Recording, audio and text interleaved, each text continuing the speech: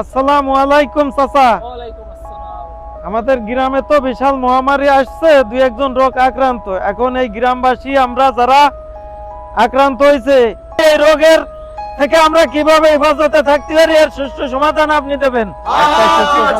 লাগবে এটা। আমি যেটুকু জানতে পারছি এই রোগের কোনো চিকিৎসা নাই। হ্যাঁ, তবে একটা উপায় আছে। চাচা তবে কি উপায় আছে আমাদের আপনি বলেন।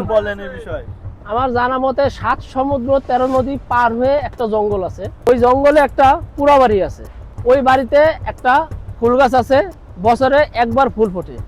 সেই ফুলটা এনে ওটার রস খাওয়াইলে রোগী সম্পূর্ণ সুস্থ হয়ে যাবে। তবে এই ফুল আনতে গেলে জীবনের একটা ঝুঁকি আছে।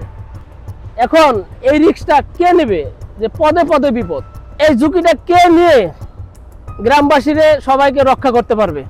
আছে এমন কেউ সাহসী ব্যক্তি? কৃষিকে বাঁচানোর জন্য কেউ নাই? চাচা আমি আছি, আমি যাব। ছোটবেলা থেকে আম্মুকে পাই নাই, যে বাবা আমারে কোলে পিঠে করে মানুষ করছে, আজ তার এত বড় একটা অসুখ।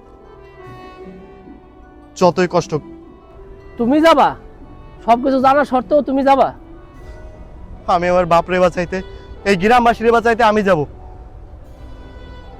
আমার জীবনের ঝুঁকি যতই হোক,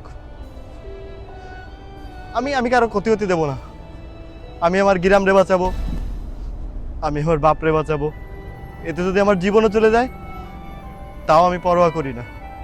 আমি যাবো চাচা, আপনি সবকিছুর ব্যবস্থা করেন। চাচা আমি যাব। এই ফুল আনতে যত খরচ হবে গ্রামবাসী মিলে আমরা এর ব্যবস্থা করব। বাবা, তোমার বাবার অবস্থা খুবই খারাপ, তুমি আর দেরি করো না, তুমি এখনই বাইরো। জি কাকা, আমি সন্ধ্যায় বের হয়ে যাব। আমি আর একটু দেরি করব না। আজকের মতো সভা শেষ। ও আসলি আবার আপনাদের সবাইকে ডেকে আপনাদের সাথে আলাপ আলোচনা করব।